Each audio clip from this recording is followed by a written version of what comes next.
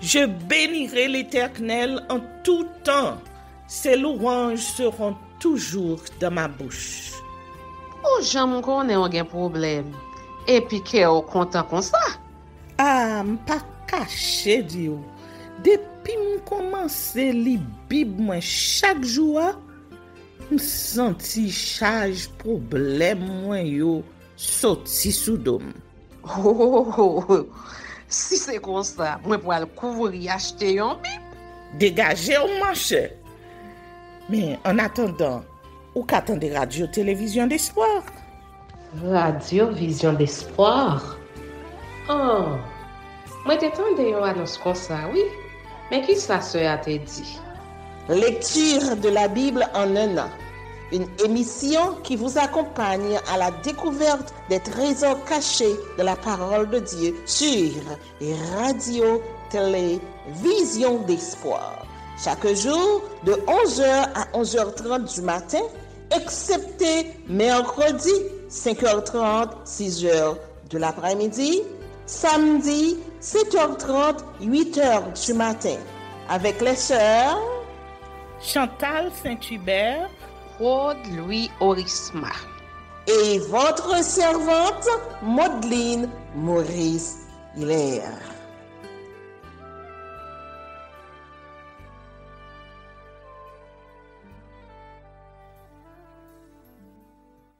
Saint-Esprit de Dieu, fais-nous la grâce de jouir de ta présence durant cette lecture qui enseigne, convainc, corrige, instruit et qui sauve. Au nom de Jésus. Amen.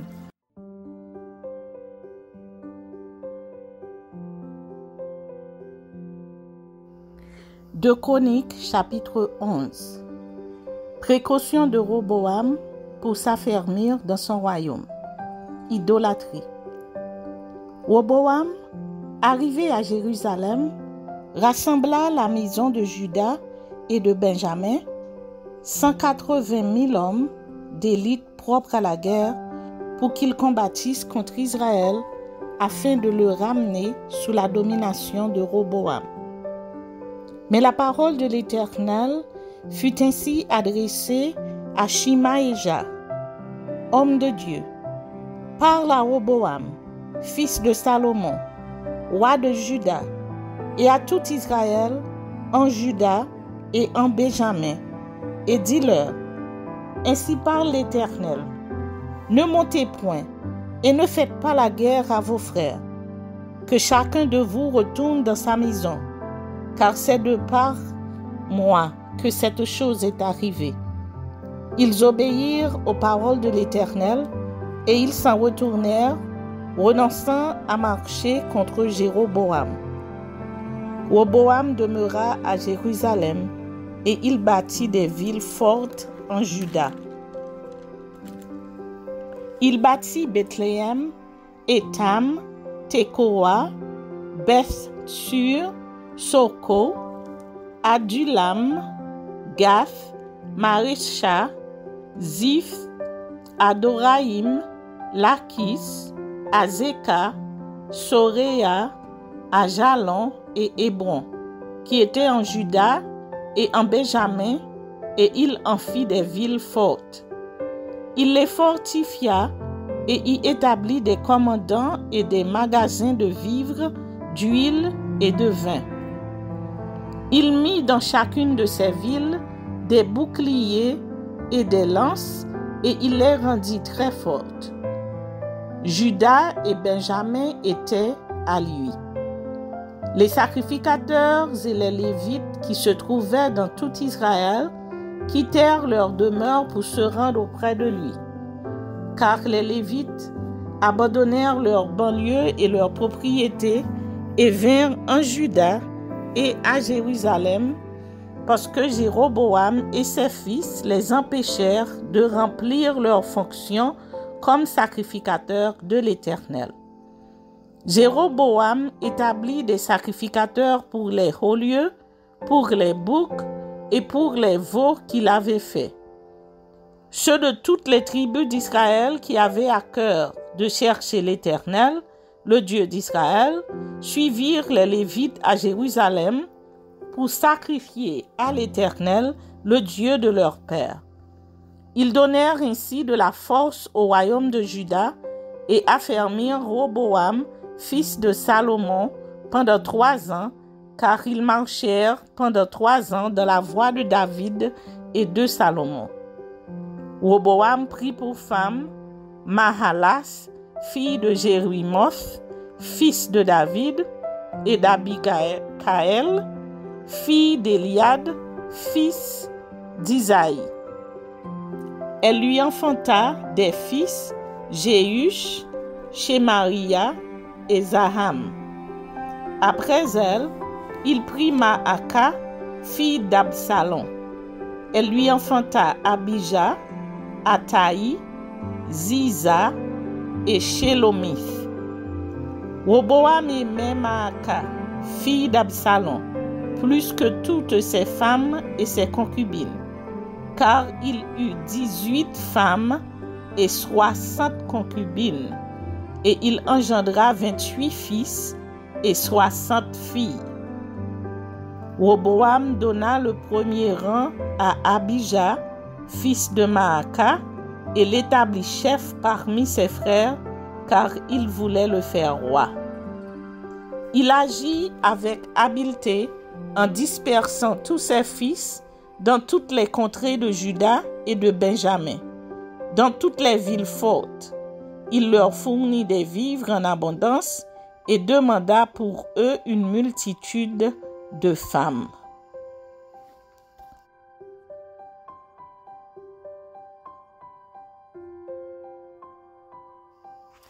Deux Chroniques, chapitre 12.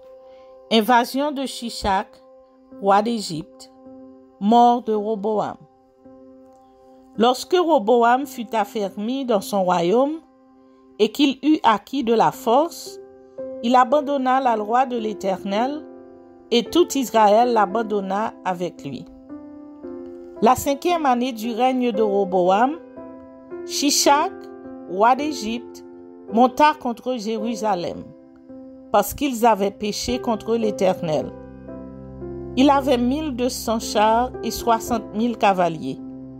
Et il vint d'Égypte avec lui un peuple innombrable, des Libyens, des Sukiens et des Éthiopiens. Il prit les villes fortes qui appartenaient à Juda et arriva jusqu'à Jérusalem. Alors Shemaïja, le prophète, se rendit auprès de Roboam et des chefs de Juda qui s'étaient retirés dans Jérusalem à l'approche de Shishak, et il leur dit: Ainsi parle l'Éternel, vous m'avez abandonné, je vous abandonne aussi, et je vous livre entre les mains de Shishak. Les chefs d'Israël et le roi s'humilièrent et dirent: L'Éternel est juste. Et quand l'Éternel vit qu'il s'humiliait, la parole de l'Éternel fut ainsi adressée à Shemaïja. Ils se sont humiliés, je ne les détruirai pas. Je ne tarderai pas à les secourir.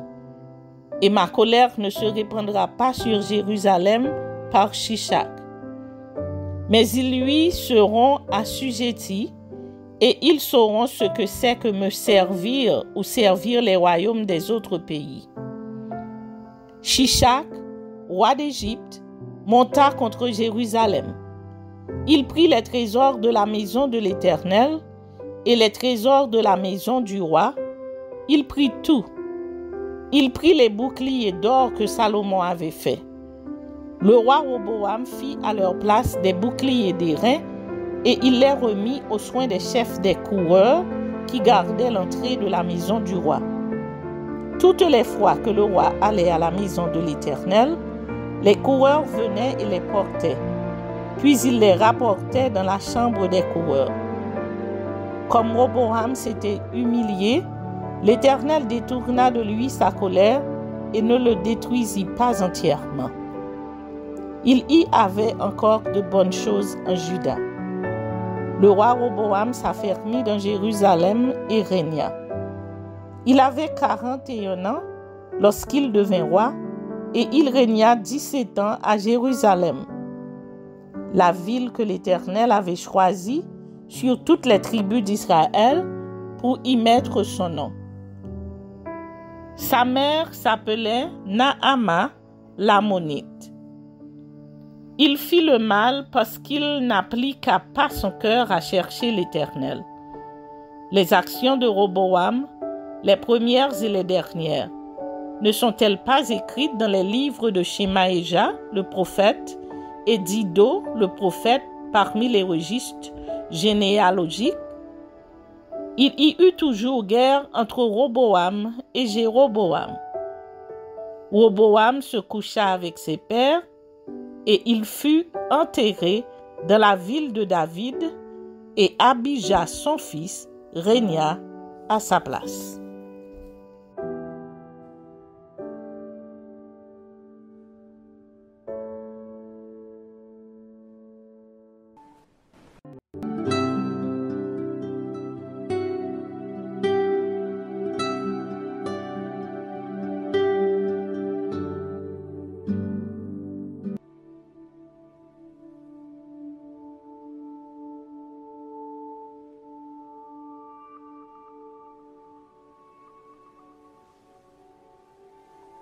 Les rétributions divines. Ézéchiel chapitre 18. La parole de l'Éternel me fut adressée en ces mots. Pourquoi dites-vous ce proverbe dans le pays d'Israël? Les pères ont mangé des raisins verts et les dents des enfants en ont été agacées. Je suis vivant, dit le Seigneur l'Éternel. Vous n'aurez plus lieu de dire ce proverbe en Israël. Voici, toutes les âmes sont à moi, l'âme du Fils comme l'âme du Père. L'une et l'autre sont à moi. L'âme qui pêche, c'est celle qui mourra.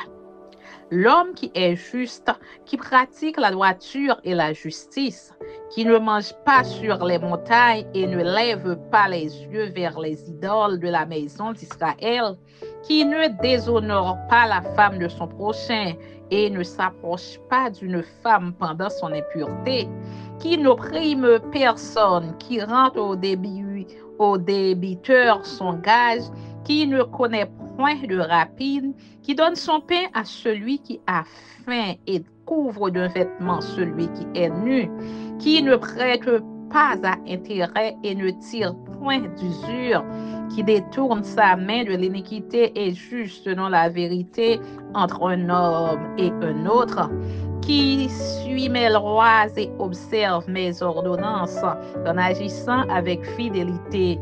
Celui-là est juste, il vivra, dit le Seigneur l'Éternel. S'il a un fils qui soit violent, qui répande le sang ou qui commette quelque chose de semblable, si ce fils n'imite en rien la conduite de son père, s'il mange sur les montagnes, s'il déshonore la femme de son prochain, s'il opprime le malheureux et l'indigent, s'il commet des rapines, s'il ne rend pas le gage, s'il lève les yeux vers les idoles et fait des abominations, s'il prête à intérêt et tire une usure, ce fils-là vivrait. Il ne vivra pas, il a commis toutes ces abominations. Qu'il meure, que son sang retombe sur lui.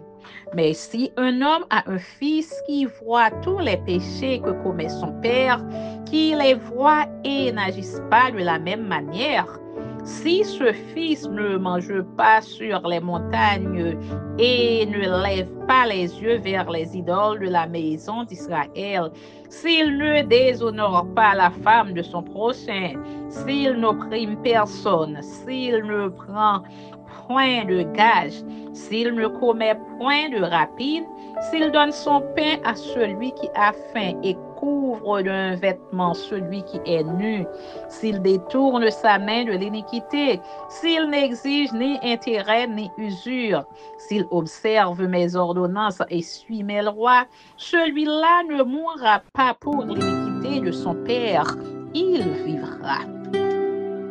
C'est son père qui a été un oppresseur, qui a commis des rapines envers les autres, qui a fait au milieu de son peuple en ce qui n'est pas bien. C'est lui qui mourra pour son iniquité.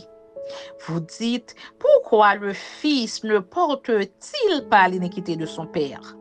C'est que le Fils a agi selon la droiture et la justice. C'est qu'il a observé et mis en pratique toutes mes lois. Il vivra. L'âme qui pêche, c'est celle qui mourra. Le Fils ne portera pas l'iniquité de son Père, et le Père ne portera pas l'iniquité de son Fils. La justice du juste sera sur lui, et la méchanceté du méchant sera sur lui. Si le méchant revient de tous les péchés qu'il a commis, s'il observe toutes mes lois et pratique la droiture et la justice, il vivra, il ne mourra pas. Toutes les transgressions qu'il a commises seront oubliées. Il vivra à cause de la justice qu'il a pratiquée. Ce que je désire, est-ce que le méchant meure? Dit le Seigneur l'Éternel. N'est-ce pas qu'il change de conduite et qu'il vive? Si le juste se détourne de sa justice et commet l'iniquité, s'il imite toutes les abominations du méchant, vivra-t-il? Toute sa justice sera oubliée parce qu'il s'est livré à l'iniquité et au péché. À cause de cela, il mourra. Vous dites, la voix du Seigneur n'est pas droite. Écoutez donc, maison d'Israël. Est-ce ma voix qui n'est pas droite? Ne sont-ce pas plutôt vos voix qui ne sont pas droites? Si le juste se détourne de sa justice et commet l'iniquité, et meurt pour cela, il meurt à cause de l'iniquité qu'il a commise. Si le méchant revient de sa méchanceté et pratique la droiture et la justice, il fera vivre son âme. S'il ouvre les yeux et se détourne de toutes les transgressions qu'il a commises, il vivra, il ne mourra pas. La maison d'Israël dit, la voix du Seigneur n'est pas droite.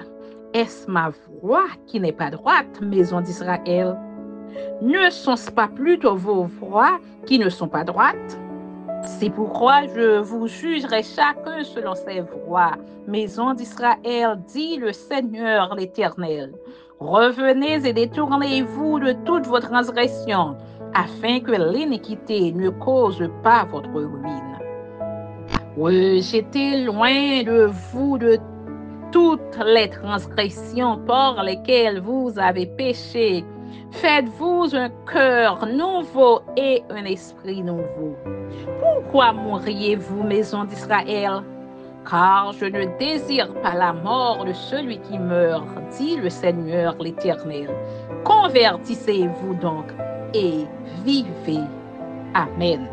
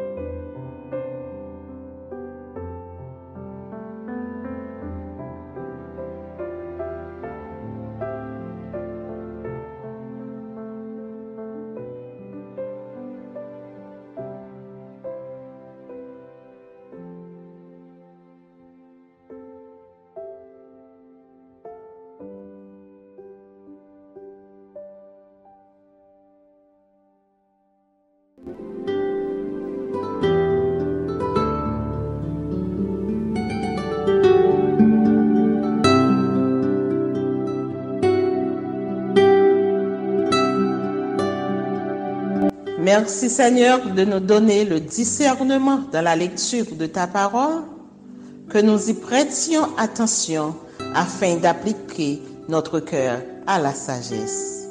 Amen.